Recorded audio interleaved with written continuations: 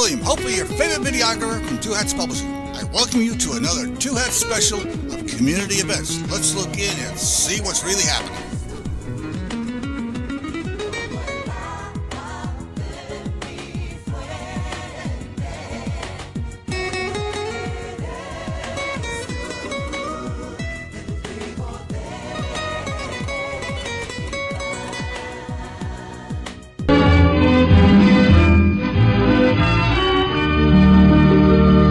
Good afternoon and welcome to Lambda Weekly. I'm Dave Taffet here in the studio with Lerone Landis. The late Patti Fink is out street walking for her wife. And for those street walking?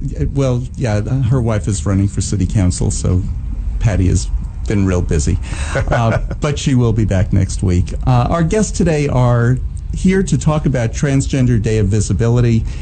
Being on the radio might not be the best way to be visible, so at KNON we're declaring today Transgender Day of Hearability. Will that work? That's perfectly fine with us. Our guests that are works. Jake Ballinger, Cason, Esquivel, and Krista de la Rosa. And Krista, you're from the Dallas half of Transgender Day of Visibility, and Jake and Cason, you are from Fort Worth. Correct. So tell us a little bit about. Let's start with Dallas. Yeah. So. Well, what is Trans Day of Visibility first? Well, my definitions of Trans Day of Visibility is just a day of making it known that being transgender doesn't have a certain walk. It doesn't have a certain hairstyle. It doesn't have a certainty to it. Trans Day of Visibility is a highlight of who we are represented as a community, just letting everyone know that, we're human and we are capable of doing just about anything that you can do, if not better. And in Dallas, what's going on? I know there isn't a specific event, but you got together with two amazing groups. Tell us about that. Yeah, so I am project coordinator for Transpose, which is an extension of Artitude here in Dallas. As you guys know, do a bunch of the murals here in the Oak Lawn area and things of that nature. Fabulous murals. So I am working with Monkey and the Bee Tees, Mr. Michael. They just came out with a Anatomy Doesn't Define Me t-shirt, specifically geared for the trans community, and we are going to be doing a photo shoot coming up this week, and we will be releasing those photos next Sunday. And next Sunday is the actual day, right? Trans Day. Do you know what else is going on here in Dallas? Katie and Leslie, who've been on our show many times, and two other people, and I forgot who else, are going to be speaking at the Holocaust Museum on Friday. Oh, nice. Yeah. So, and that I know is part of it. So, in Fort Worth. What's going on in Fort Worth? In Fort Worth at Celebration Community Church, we're doing a Transgender Day of Visibility panel event. So basically, we're going to have 4 speakers. We're going to have Finn Jones as a special guest speaker, and we're going to kind of go through everything, just some Q&As that a moderator is going to give them. We're going to have Q&A for the audience as well. And then afterwards, we're going to have a meet and greet with refreshments, and we have resource organizations like PFLAG that's going to be there. Help me out here. We're going to have the LGBT Aging Coalition, as well as AARP, and tons of others have resource tables at our meet and greet afterwards. Transcendence International is one of those as well. So. Finnegan Jones, the director of that, he's going to be the guest speaker. So we're encouraging everybody to come out to the event and get to know the panelists and sit with us for a while. And here are some of the answers that we ask these questions of, and just educate yourself on everything that is trans. It is our hope that this panel is really going to bridge a gap between the cisgender community and the trans community, especially in Fort Worth. There's just a huge gap there, and we want to bring the two together, and we want to do it in kind of an intimate setting so that it's not intimidating and that people are not afraid to ask questions. The panel itself will kick off right at 5 o'clock at Celebration Community Church, and we're hoping it's going to last probably somewhere between an hour to an hour and a half. And we're going to have 4 speakers up there from the trans community. There will be an FTM, an MTF. We'll have a non-binary individual to represent also the gender fluid part of our community, and then we will have a SAFA, which is significant others, family, friends, and allies of the trans community. And okay, first of all, let's do some definitions for somebody who doesn't. So M to F. Part of understanding and part of the reason for visibility is you want people to understand the community. Absolutely. F to M and M to F. FTM would be female to male transgendered individual. MTF would be the exact opposite of that, male to female transgendered individual. Non-binary? NB or non-binary individual is someone who does not really identify with either gender specifically, and so their preferred pronouns are usually them and they and theirs. Can it be also somebody who identifies in some respects part with this one, part with that, part male, yes, that part would female? be gender fluid. That's kind of the other half of the non-binary spectrum, and these people typically tend to kind of just go back and forth between one or the other and use various sets of pronouns. Sometimes they use all the above. It's just kind of whatever they feel is appropriate that day or at that time or whenever you're speaking with them. The fourth acronym that we were talking about was SOFFA, S-O-F-F-A. That is significant other or family, friend, or ally of anybody in the trans community. So this is spouses, mothers, fathers, daughters, sisters, brothers, friends, anybody that falls in that category. So, okay, that's a new one for me. So we're going to have kind of one of each person representing those four areas up there, and we're gonna ask about 4 questions, and they're, like I said, preset by moderators, so everybody's going to get a chance. Each one of the panelists will get a chance to answer those questions, but we're going to try and save some time at the end, about 15 to 20 minutes, for audience questions, and we're hoping to have a live Facebook and YouTube feed up there so that folks will be able to watch online if they're not able to come to the event in person, and we'll be able to hopefully take questions from them as well. This is kind of all fingers crossed, pending that all the technology goes and works as planned, that we should be able to do this. And is this the first of its kind as far as recognizing in Fort Worth the Trans Day of Visibility? To the best of my knowledge, it is, especially something of this size. Isn't this the first Transgender Day of Visibility? It's gone on before? No. Yeah. Well, how come I didn't know about it? Well, now you do. So Right. we expect to see you at every one from now on, David. Hopefully. And what does Trans Day of Visibility mean to you guys personally? Well, like for me, it's basically knowing that we're here and there's no reason for any hatred. There's nothing about us that is different from you. And just let us be visible just like everyone else and live our lives and be happy. Just everybody should be. For me personally, I feel like it's an opportunity to help get other people in our community that are maybe not normally out or live stealth, as we like to say, which is kind of on the surface just appearing as a cisgendered individual to everybody else. Some people do this for safety, some people do it for personal reasons, but it's an opportunity, I think, to try and get more of these people that live that way in our community to come out and be seen, and not just be seen as trans, but be seen as regular just members of the community.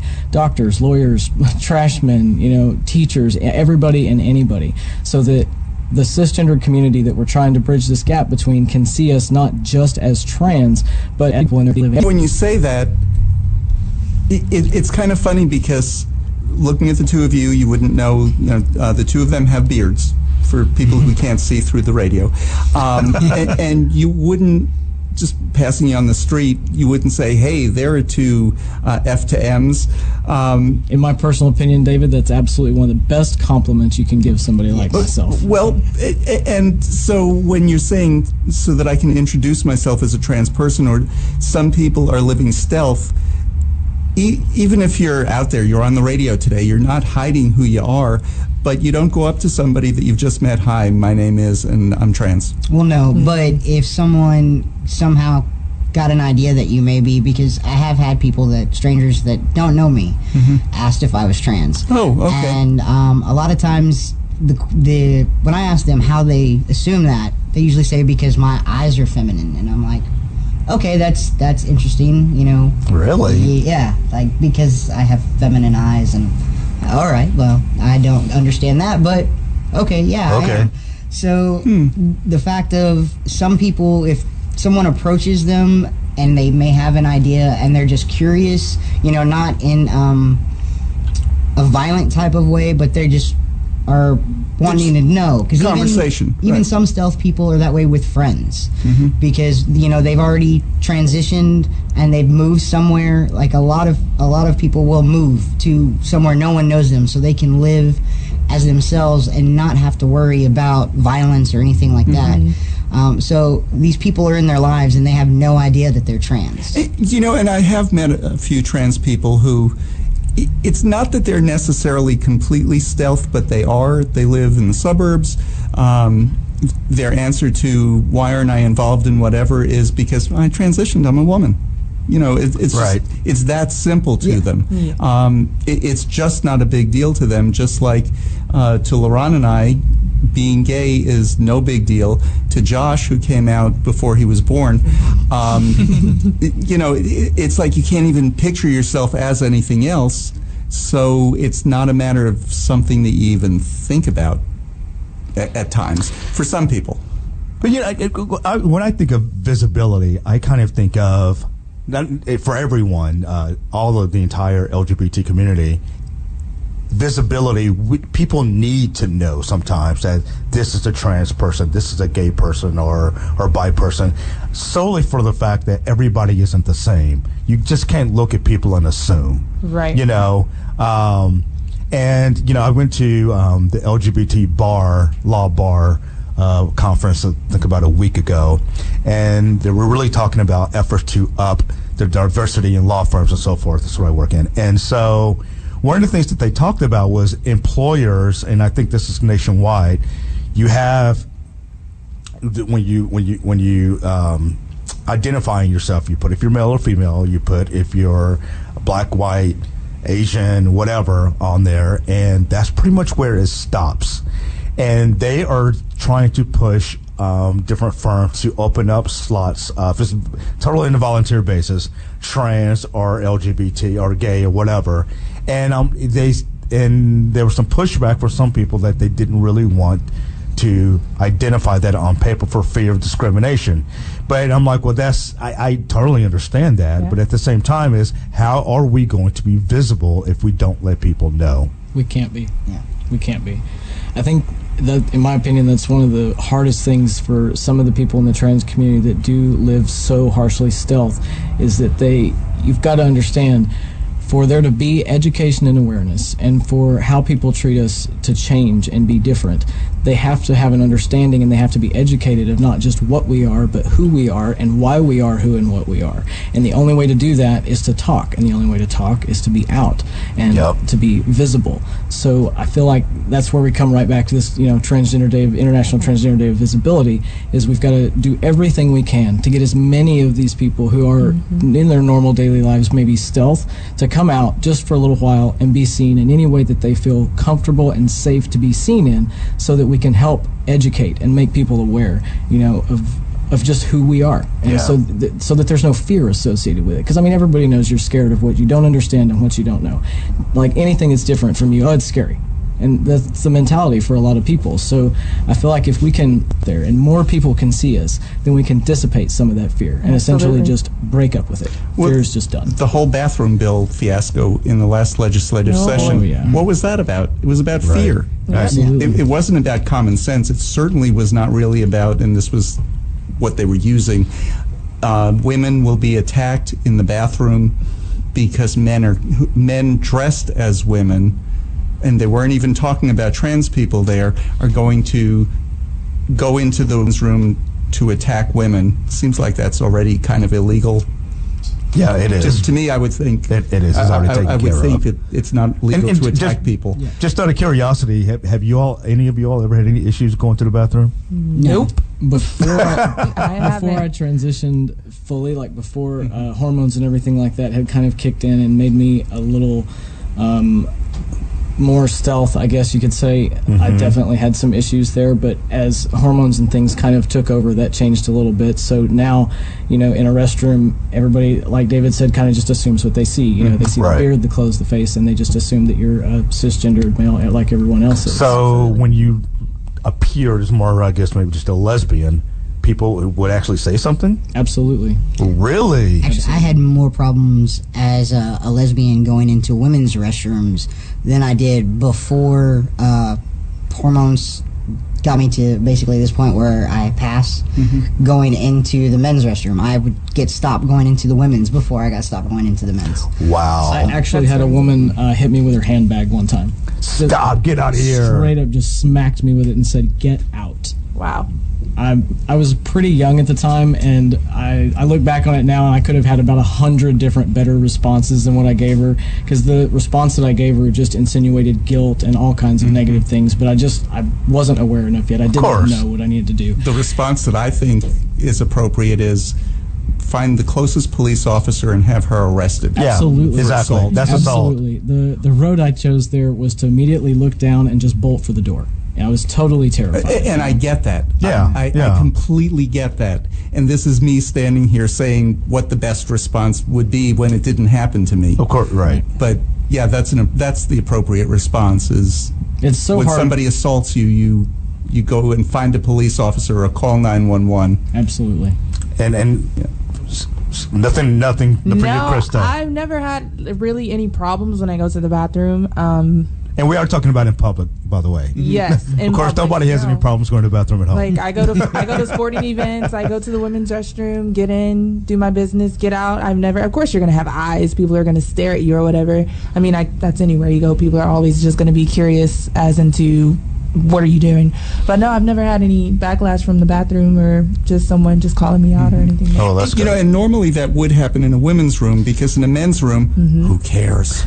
Exactly. I don't go into the men's room. We don't care. Because We really don't. There's not a lot of socializing happening in there. no, like none. No. Zero. No. You want to get in and get out as quick as possible. And anybody who has ever said to me, "Can you imagine men and women in the same bathroom? Have you ever heard of anything like that?" I say, "Yeah, I grew up in a house with one of those." Yeah. I have one too right now. Mm-hmm. Yeah, I do have a daughter. Yes, we you all do. use the same restroom. Cason and I were at Black Tie last year, and I love how they do this every year. They have these non-binary bathrooms. Yes. Men and women together in the same room, and it was so funny. We got in line, and the line, of course, to the bathroom is huge. It's a huge event, so you're standing in line outside the bathrooms with everybody of varying genders and gender expressions and all things, so you are listening to all these different conversations about using the bathroom happening, and I heard so many different ones. It was so funny, but the one I heard most often was, what do you think it's going to be like standing there, with a man right next to you, from women, and then kind of the same thing from the men in the opposing. And then I heard this one amazing individual kind of up in line who'd been listening to all of it going on stand up and go, well, they're individual stalls with closed doors, so if your biggest problem is standing next to a woman washing your hands at a sink, you've really got a bigger problem than you think. And that's exactly I what it couldn't was. agree with that more. You're We got to listening take to a break. Lambda Weekly on 89.3 Knon FM. I'm Dave Taffet here in the studio with Lerone Landis. Our guests are Jake Ballinger, Cason Esquivel. I'm pronouncing names right? Esquivel. And Krista de la Rosa. They're here talking about Transgender Day of Visibility here at KNON on Transgender Day of Hearability. I'm using I that. I like that. It kind of gets you ready for the event. We'll be back with more Lambda Weekly right after this. This is Rollins Gilliland, and I'm listening to Lambda Weekly on 89.3, and darn glad to be doing it. This is Lambda Weekly. I'm Dave Taffet here in the studio with Lerone Landis. The late Patti Fink is out doing Street something. walking. Yeah. Yeah, it's a nice day to street for walk. Aaron. Our guests are Cason Esquivel, Jake Ballinger, and Krista de la Rosa. We're talking about Transgender Day of Visibility, which is next Sunday. But events are going to be at different times. Yes. The event in Fort Worth is actually going to be held on International Transgender Day of Visibility. We've just really lucked out with that. The amount of time that we had when the church came to us and asked us, could you help us put this on? They were kind of looking more towards November for the Day of Remembrance, and we were like, it's not really the best fit for those two things to happen at the same time. We wanted for education and awareness here and kind of lift everybody up and not bring everybody down. So Cason here kind of put to the board, he's like, Visibility Day is coming up. It's the end of March. And they were like, oh, yes. And we're like, that's perfect. So we're going to get to actually do this event on the Day of Visibility. It just worked out beautifully. So Celebration Church knew about this event. Why didn't I know about it until the last minute? Yeah. And in Dallas? Yeah, we're actually going to be releasing the photos next Sunday as well via social media, and we will be doing a live talk back. So Awesome. So I'm just curious of y'all's stories. How did you get to where you are now? Did you, during the pre-show, we were jokingly talking about, do you know of any trans person who didn't go down the gay road first before they became trans? And we couldn't really think of any. Oh, maybe.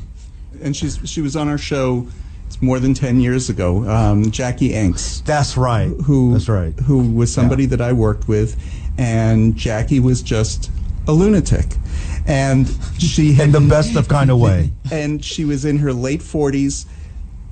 She always knew something wasn't right, and she tried being gay, she tried being... Well, she couldn't try being lesbian because that just didn't fit at the time. At the time, right? But she tried all, and she's a member of a heavy metal band, so and lives in San Francisco. But finally, she just suddenly heard about transgender, and she said, "Oh, that's what it is. That's what I am." Within a year, she was completely transitioned, all surgery, all everything. Wow. And what was interesting about her transition also, she was a straight man, and she became a straight woman. So her sexual orientation flipped, which happens in 10% maybe. I've heard that statistic of cases, you know what? But it usually doesn't work that way. If you were attracted to women, you continue. I just thought of another one. Jenner. Caitlyn Jenner. Caitlyn Jenner, yeah. Same thing, yeah. And Janet Mock. So I guess there are a few, but most of them not, yeah. So tell me your story. First, I'm going to go and tell you, David, you probably should just refrain from putting a percentage or a statistic on that anywhere, because as soon as you do, most likely we'll always You're be right. wrong. You're right. But I'm just saying it's more usual for somebody to retain their sexual orientation, that if you were attracted to women, you continue to be attracted to women. Correct. That's what I've heard in most cases. I would say most cases, yeah. Yeah. So who wants to go first? Okay, so I'll go first. So I identified as a gay male in high school, and after I graduated high school, that's when I really started dabbling into the whole transitioning thing. I've been living as a woman for 11 years now, and medically transitioned 3 years as of June 24th. Awesome. So yeah, it was just, I kind of grew up with a Southern background, went to church a lot, and, was family oriented and things of that nature. And after my dad passed away, I never really had that masculinity father figure in my life, or any masculinity, to just be quite frank. So I really didn't have that balance in my life. So I kind of dabbled into the gay scene, and I used to go see the shows at S4 and drag shows, yes. And then I remember seeing Crystal Summers was the first drag queen that I ever encountered. And then when I discovered she was a trans woman, I was like, oh my God, she's beautiful. I think that, that kind of identifies who I am. Always was kind of curious with, Barbie dolls and heels and makeup and clothes and things of that nature. And finally just got the guts to come out as transgender. I guess it was not as acceptable as it is now than it was back then. Just the fear for safety, and just, having all those thoughts in your head. Well, what are people going to think? Or, all of these things. So I actually went to therapy with Renee Baker. And then I stopped because I wasn't sure. I was having, kind of a second thought. And then finally, But, Renee is the first person to say, if you're not ready, if it's not quite right for you, don't do it. And also, maybe it'll be right for you in a year, maybe in 5 years, but... Absolutely. And she's fine with that. Uh-huh. And I think that was the case. We both came to the agreement that that I wasn't ready, because I was so young and I didn't have the education that I needed to. Of course, people were like, "Well, girl, I can get this black market over here. Come over, let me pump you. Let me do this. Let me do that." And I was like, "Yeah, we're not going to touch black market stuff," because hearing those stories about how women and people ruin their bodies with things of that nature, that was not the route that I wanted to go whatsoever. I was like, I enjoy my life. And then finally, a couple of years ago, went back to see Renee and reevaluated, and she decided that, it was time for me to just live in my truth. So it feels good. No, she didn't decide that. Well, I decided, but she guided me. Yes. Yeah, right. Because I know Renee, and that's the last thing that she would want anybody to hear. Right. So you feel like you're living in your truth now. Absolutely. That's wonderful. Wow. And what about you guys? So,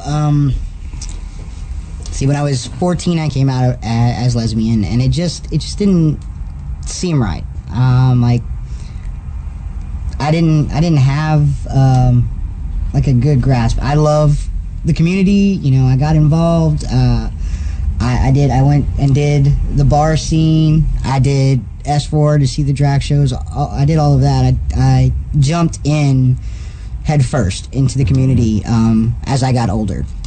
I went to Fort Worth Pride Picnic from the time I was 14 until I just missed this year, so I had to work. So, but so when I was hitting my 20s, things started to just seem a little different.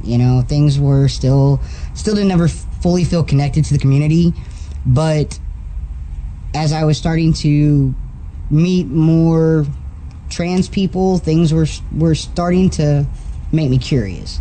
I wasn't ready to accept that of myself.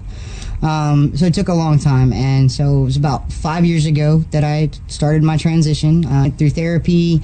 I started watching a lot of YouTube videos. There are a lot of YouTube channels for trans people, all kinds of reviews, the day one of transition to, whenever they either stop making videos, because I made one. I did it for 2 years, and then life happened, and so I haven't kept up with it. But yeah, it's been 5 years now, and I couldn't be any happier. That's awesome. And you? So my story reads a lot like Cason's. From the time I was maybe a sophomore in high school, I identified as a lesbian in the community and lived that way until I was about 27 or 28. And much like him, I kind of just started to feel a disconnect. And I thought, okay, I know I'm in the right place. Like, I know this is my community, but I just don't really understand why I feel this disconnect, And there were a lot of internal struggles going on as well, with my identity, like we all go through. And quite literally, I started just seeing trans men in the media. I saw them on television and on the internet, and when I visually looked at them, I would kind of internally identify and go, yeah. But it took me a good bit to actually verbally get that out of my mouth and go to my family, okay, this is who I am. So about the time I was 28, I decided to start transitioning, and this spring will be 10 years on hormones for me. And in that 10 years, from day one until about 3 months ago, I lived so stealth during that time. I have never publicly lived out as a trans man. That went to a really bad place in my life. And so I would impress upon anyone else that is living that way to really evaluate why you are living that way and pay attention to it. Myself, I use the reason of safety that David talked about earlier. I thought I was keeping my family safe, my wife, my daughter, the rest of my extended family. And to some degree, maybe I was. But what I've had to realize is that there are other ways to keep your family safe. There are other ways to keep yourself safe. There are about 1 million ways to keep yourself safe and healthy, none of which is living stealth to a degree that you are squashing, silencing, covering up, hiding, lying about who your true identity is, who you are.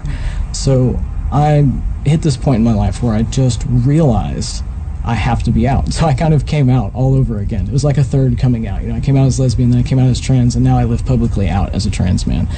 Cason was instrumental in helping me realize that I needed to do that, and I couldn't be more glad that I did it. Immediately upon doing it, it was like this huge weight was just lifted off my chest, and I just had no fear anymore. Once the fear of being outed was gone, I realized that all of the other junk that I was afraid of that went with it went too.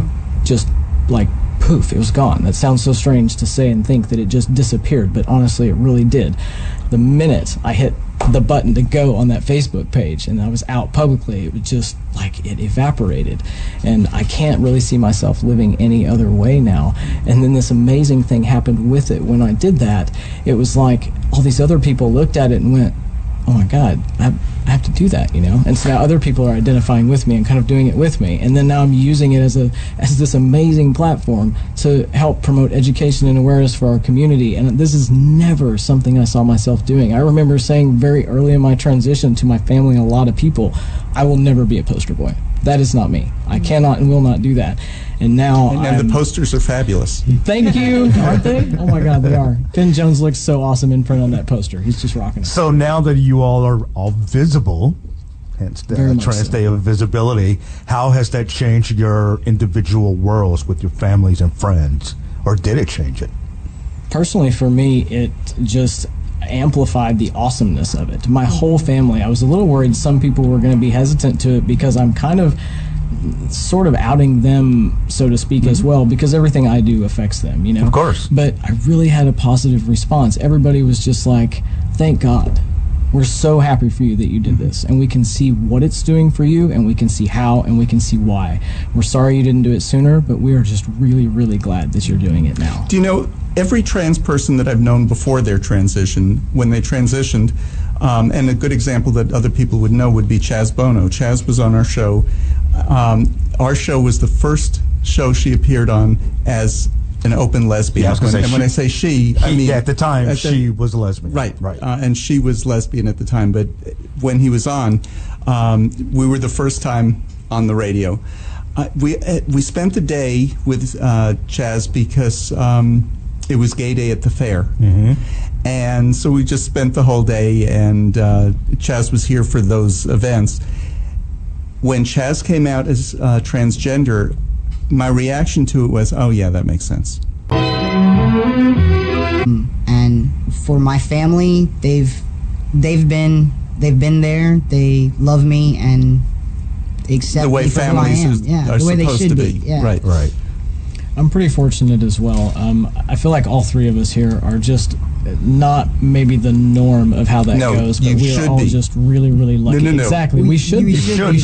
That's what we And, hope you know, for it it's to become. becoming more the norm, I think, because of things like Transgender Day of Visibility. Absolutely. That as you see trans people out there who have normal jobs, they have normal home lives, they have normal relationships, They have normal kids. they have normal kids, right? Like when Katie and Leslie got married, Leslie's daughters were there to give her away. And I interviewed one of her daughters who's, when I said, what's the difference? And she said, well, Leslie's happy now. What more could you want for a member of your own family? Right. I've had quite a few people not necessarily tell me, oh, that makes sense, but, if it's been years since I've seen them and they're seeing me as I am now in the body that I live in now, years after starting transition, and the only me they knew was the me much prior to transition, a lot of times they'll, instead of saying what David said, they'll look at you and go, oh, okay, well, yeah, I wish she'd have done it sooner, I mean, yeah, and, not just that it just makes sense, but you just seem so happy now. Like, that seems to be the first thing they notice. They look at your face and the way you talk, you're more animated, you're more alive, you're more engaged and connected. You just seem healthier to them, And so you just, they're just happy that you are happy and healthy, really. And not necessarily like, oh, I saw that coming or I knew it, that makes sense, but just, wow, you really just seem like a happier person, period. And that's the exact reason that large companies have non-discrimination policies on the books, that if everybody else can have a picture of their family, you can too. That if everybody else is talking about what they did over the weekend, and the husbands are talking about their wives, well, you can too. You can too. Because it takes a lot of work to hide that. It does. It takes a lot. Yeah. 10 years I hid, David. I hid really, really hard. I got really, really good at it, and I got really, really creative. But it's tiring, though, isn't it? It's exhausting. You have to spend, compartmentalize your brain and keep track of, And you okay, I can't. told this Right. one It this doesn't thing. work. And Right. You cannot, wants and to it do doesn't that? work.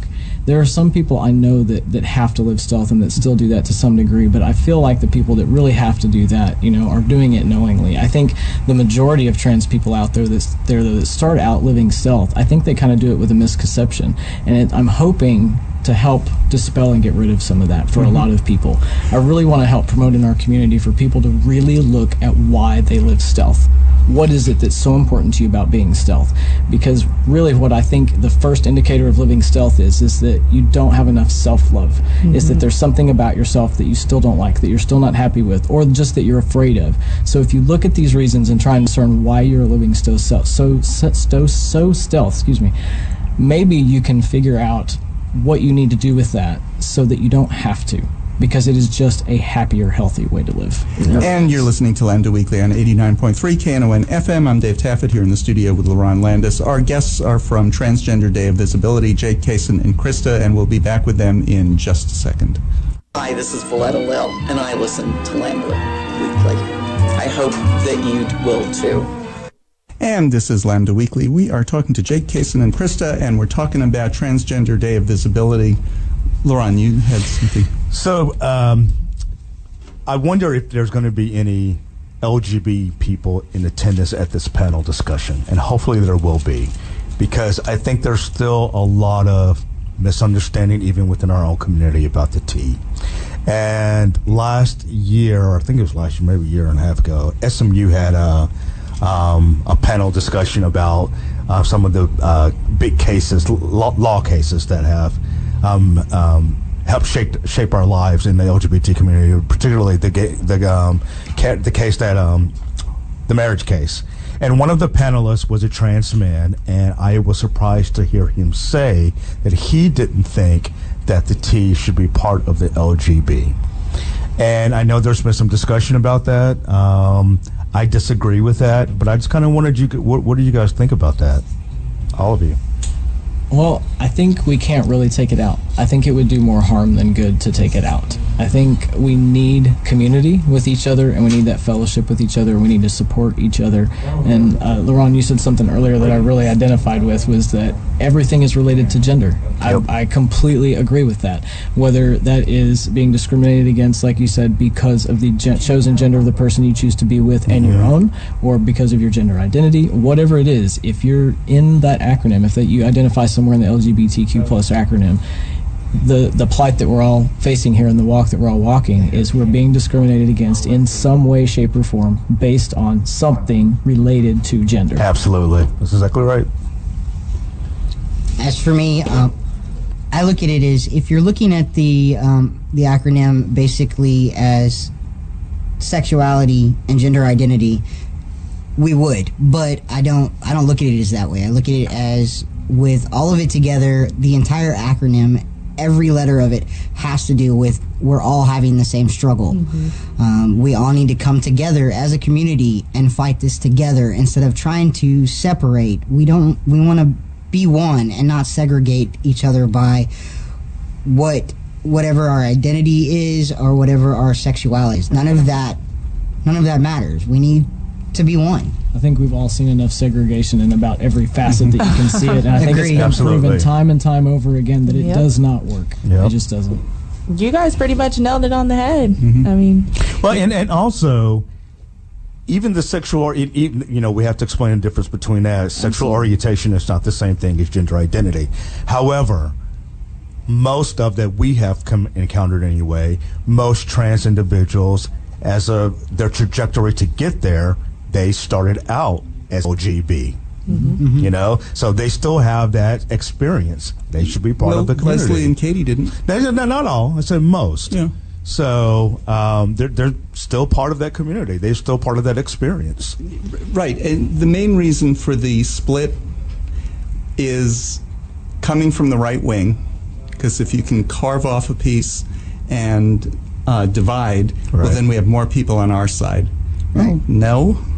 And I think it's helped bring the LGB and the T communities together better, because it's helped a lot of people in the LGB communities understand that, no, this is just divisive. Just because they're different things, you know, one has to do with your attraction, one has to do with who you are. But don't try to divide us and say, oh, okay, you gay people are great. It's those trans people that we don't. Oh, please! Right. You know how much hate I've heard from. But there are. I don't know, and maybe the right is having an effect on some of our LGB individuals in our community, because there are some who are vocal against the trans community. I was flabbergasted to see there was a lesbian I had on TV who was siding with the bathroom bill a couple of years ago. She was for it. Like, are you serious? Right. So, which, especially if she's lesbian, the bathroom bill and the backlash that's happened, like what happened with you, With me. With you, Yeah. Cason, was specifically because of the bathroom bill. It will affect more lesbians than it will trans people. Oh, yeah. I mean, just will. I had a question. You said, Jake, that you are married. I am, yes. Were you married before your transition or after? I was actually married before transition and after. I've been married 2 times in my life. So to 2 different people? I have. I was married as a lesbian to another cisgendered female that identified as a lesbian, and then after transitioning, I remarried the same cisgendered woman who identified as such, and she, I would believe, identifies maybe as pansexual, but definitely, cisgendered, and we did not identify as a lesbian couple. We were just a couple. Mm-hmm. Okay. Are you married? No. Okay. I'm not. And Krista? Not married, but I do have a boyfriend. You have a boyfriend. Were you together before your transition? Or is this more recent? Funny stories. Okay. So we I knew I'd get one. Yeah, so we actually met a long time ago, a while back, before. And I was just now, I guess, more or less tapping into the whole transitioning thing or whatever, and it was kind of more or less of a thing where he was just kind of like, I don't think I'm ready for this step yet, because he had just got a divorce and he has 3 kids. So then maybe 9 months ago, I just so happened to be on a social dating app and matched with him, and he was like, oh, it's you, like, you look totally different, like, I think I'm ready for this. So we went on a date. The next day after our date, he asked me if I would be his girlfriend, and going on 9 months of this week, we are still together. Awesome. That's a nice story. Awesome. And the reason I'm asking that is... He's trying to hook you all up with somebody. No. Right. Do you know, So, wait, but you say you're not married. Are you single, though? I am single. Yeah. Okay. no, I was really thinking of Jess Herbst, the former mayor up in... We were just talking about that. Up in Collin County. And her wife's story really was that they had been married for more than 20 years at the point at which Jess began transitioning. And it took her a year of real soul searching and deciding what is she going to do. And she finally decided, well, I don't want to lose Jess because Jess is my soulmate. Soulmate. I mean, it's just a beautiful story of 2 people who stayed together because it was 2 people in love. That is and I guess that's your point, Jake. That's exactly it. The first woman that I was married to, obviously, knew me prior to transition. My transition was actually a large part of the reason that we separated. I think she just felt like that was not how she wanted to identify. I think she felt she needed to be with a cisgendered male, and I don't absolutely hold that against anybody. You identify how you identify. Right. Yeah. And then, to be completely honest, the woman that I'm married to now, we're currently in a separation, and I feel like it's kind of the same. My transition played a large part in that as well, but more so to the degree that I lived stealth. You heard me say that I did it so well and so hard that it was internally damaging, and that took a huge toll on both of us individually, but our marriage as well. And so I kind of feel the same way about that marriage as I did the first one. You identify how you identify, and what is okay, and what is not for you is not, and you just have to be where you need to be at the time in your life when you need to be there. I've asked Danny several times if I transitioned, would he stay with me? Answer is no. So I'm like, okay. Well, I will say it is really hard. I can imagine. I was married. I got a divorce in October. So, and we were together for 8 years. So, and like I said, I've, been in transition for 5. So, when ever I had the conversation with her about me transitioning, I was expecting her to leave, because when you're in a relationship and trying to transition, it's a transition for both. And especially when you're, in a lesbian relationship, and that cisgender woman identifies hard as a lesbian. Yeah. That when you have people that accept those labels and it's like ingrained in them and they don't want to look anywhere else, it's really hard to expect them to be comfortable with everything. So I expected her to leave, and she didn't. She stuck around for 4 years. And then when we did end up separating in their divorce, huge part. Sure, but that's not. That's a loving separation. Even if there were arguments and all kinds of things that don't feel very loving right now, that was not okay, you're transitioning, get out of the house. And we've heard those stories Oh too. yeah, Absolutely. yeah. Those definitely exist. So this is different. This is Yeah, it's trying to. I know for her the entire time it was an internal struggle Sure. with her identity, and I think that is pretty much what did it. in the gay community. We have a lot of that, and fortunately a lot less of it, because with more people who are out as gay, more people feel comfortable coming out as gay and coming out at a younger age. But so many people, they were married in a heterosexual marriage, and then they realize that I can't live this way anymore. If I'm gay or I'm lesbian, I do have to come out. And normally they don't stay together.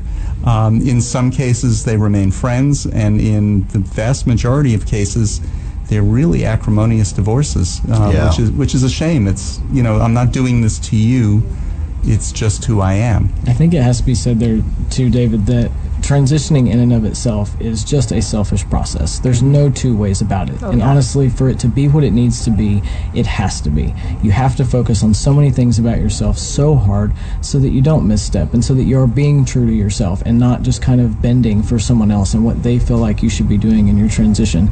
And I think it's really, really hard for people who are in a relationship and then someone starts transitioning to experience that with them, and there not be some resentment and things like that, and it just, if you are not in a relationship before you start transitioning, I kind of like to encourage people that I meet that are in that boat to just take some time for yourself.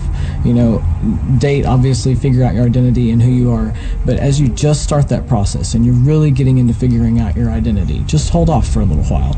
Get to know yourself really, really, really, really well first before you do that, because then all you're going to do is guarantee the success of your relationships that much more if you can enter into them being confident in your identity and who you are and your walk and what you want and what you need to live in this life as far as your identity goes.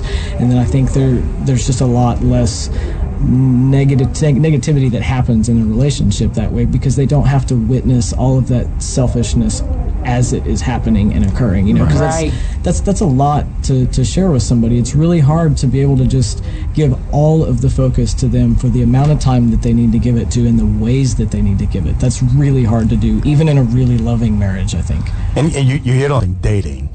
Is there a consensus now amongst the transgender community when you have successfully transitioned? When do you reveal that?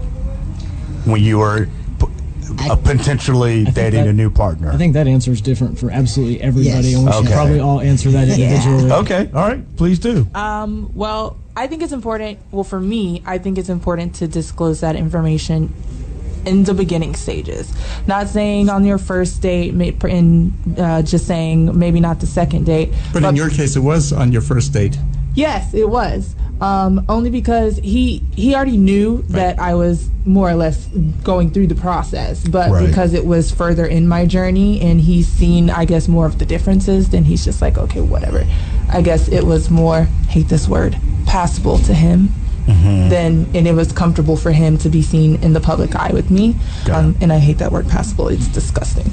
But I don't care for the term pass either. Sometimes there's horrible. a necessity. You just have to use it. There's not a better term depending on how you're discussing things. But it is what it is. So I think it's important that you disclose that in the beginning stages before it gets further down the line and you start developing those real feelings for this person, because you don't want to just surprise a person and be like, okay, well, I love you too, and then all of a sudden you're just like, oh, well, by the way, I'm trans, and then they're like, wait, hold up, bad idea. new something. I've read a portion of Janet Mock's book, who we talked about before the show, and she's about to get a divorce. But when she first started dating her, almost now ex-husband, she said that she didn't reveal that until they almost got intimate.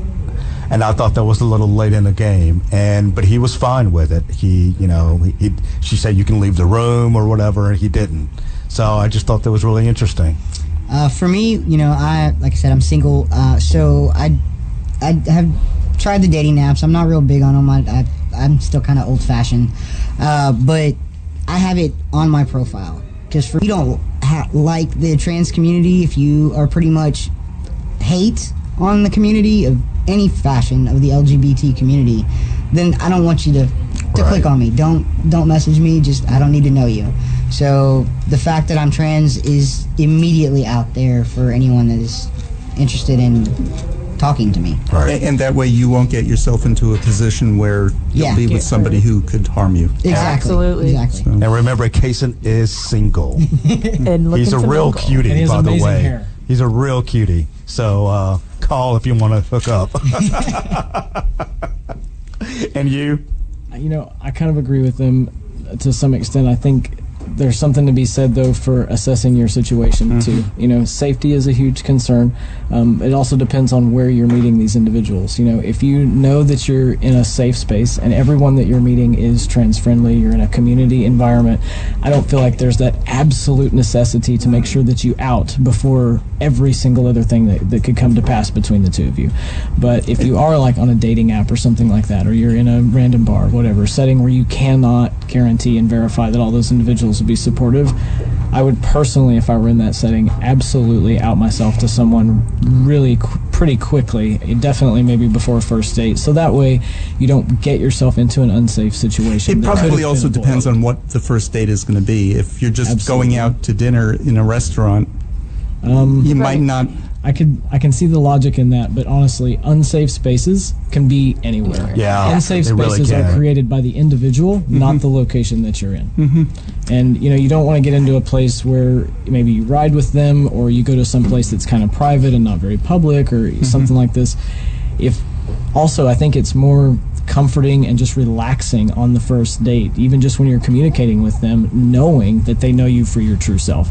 And if you can be your true self with them in that way, then the other ways in which you need to be true and real and honest with them are just going to come so much easier. So we're coming up in the hour. Really quick, tell us again where the panel is going to meet next Sunday. Okay, so our panel is going to be at Celebration Community Church in downtown Fort Worth. It's at 908 Pennsylvania Avenue. The panel is going to kick off right at 5 o'clock. I believe the sanctuary doors are going to open somewhere between 4 and 4:15, so come early, get a good seat. Parking and seating are definitely going to be nuts, so come as early as you can. They're not going to have a time to kick us out. We're scheduled to end somewhere around 8 o'clock for all the evening's events, but the meet and greet is going to be after the event, where you can have access to all the different resources, refreshments, and raffles that are going on. Okay. Jake, Cason, Krista, thank you for being Thanks with you us. all very, very you. much. Please come back sometime. Absolutely. And our guest Thank you next for week having is us. Lisa Messiah. Awesome. We'll see you next week. Be best.